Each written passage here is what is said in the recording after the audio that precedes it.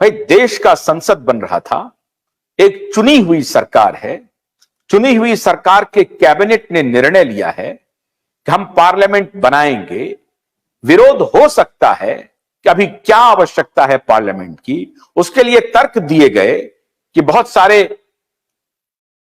जो बिल्डिंग्स हैं उसकी स्थिति ठीक नहीं है और राष्ट्रीय राजधानी में लगातार कंस्ट्रक्शन के काम हो रहे हैं, पुराने बिल्डिंग में भी को भी ठीक किया जा रहा है और लुटियंस जोन में तो खास तौर से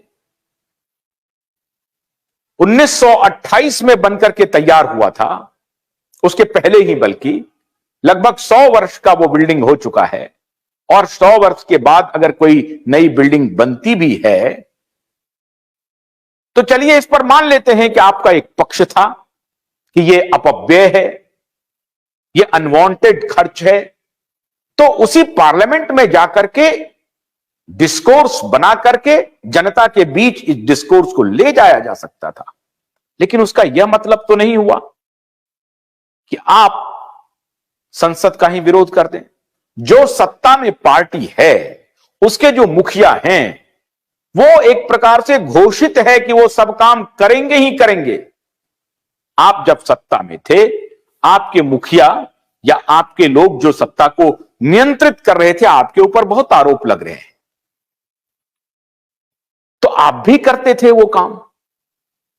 लेकिन यह सामूहिक निर्णय लेना कि हम उद्घाटन में नहीं जाएंगे, हम संसद में नहीं जाएंगे और पूरा विपक्ष नहीं गए, आज उसी संसद में सब लोग बैठ रहे हैं। अगर आप उस संसद में नहीं गए थे तो आप तब तक नहीं बैठते जब तक कि आम चुनाव हो नहीं जाता, आप बहिष्कार कर देते संसद का।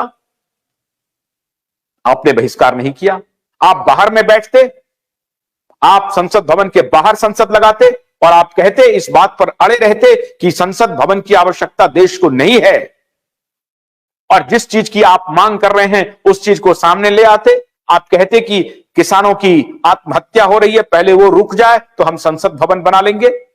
आप कहते कि किसानों का एमएसपी मिल जाए तो हम संसद भवन बना लेंगे। आप कहते कि हम 5 करोड़ लोगों को रोजगार दे दें, फिर हम संसद भवन बना लेंगे, और तब तक आप उस संसद भवन में प्रवेश नहीं करते। फिर क्यों आपने प्रवेश किया? अद्भुत स्थिति है।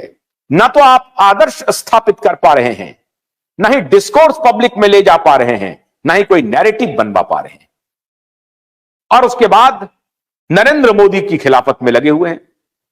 जितनी आप खिलाफत कर रहे हैं यह आपके लिए इसलिए जरूरी है कि एक समय में इंदिरा गांधी का खिलाफत हुआ और जितनी खिलाफत हुई इंदिरा गांधी की, इंदिरा उसी मजबूती से आगे बढ़ती रही। यह सिंपल लॉजिक जिसका फैक्ट्स आपके पास ऐतिहासिक साक्ष्य है, यह भी आप समझने को तैयार नहीं है। नरेंद्र मोदी इस देश की जनता के नब्ज को पकड़ के चल रहे हैं। एग्जाम्पल देता हूं आपको। 2 दिन पहले से सोशल मीडिया पर यह खबरें चलनी शुरू हुई कि ऑल इंडिया मेडिकल साइंसेस में 22 जनवरी को सारी गतिविधि बंद रहेगी, ओपीडी भी बंद रहेगा। अब इसकी आलोचना शुरू हुई, लेकिन 21 जनवरी को सरकार का आदेश आ गया कि ऐसा नहीं होगा, ओपीडी चालू रहेगी, ऑल इंडिया मेडिकल इंस्टीट्यूट की भी और जो दूसरे अन्य अस्पताल हैं उसकी भी रोज की तरह जैसा वहां पर चलता है।